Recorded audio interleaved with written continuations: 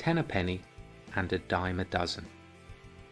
This week we're looking at two different idioms with the same meaning, used in the United Kingdom and across the pond in the United States of America.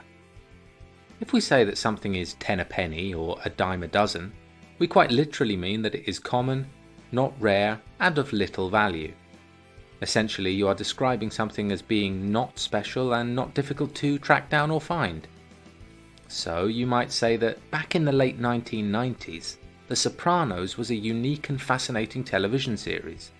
But now TV shows and films about gangsters are a dime a dozen.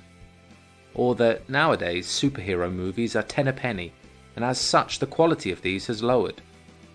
You might also say that 20 years ago having a university degree made you stand out from the crowd, but now graduates are ten a penny, and you have to look beyond this to make yourself more employable. Or that whilst electric motor vehicles are currently quite rare and expensive, by 15 years' time it's more likely that they will be a dime a dozen.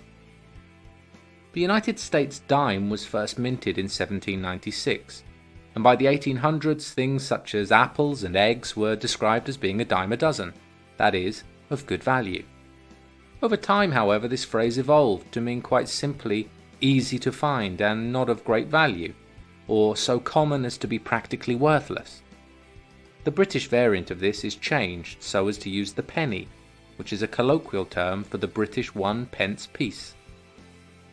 Remember that both of these idioms are, as is often the case, informally used, and also be careful to remember that being ten a penny or a dime a dozen usually isn't a particularly positive thing.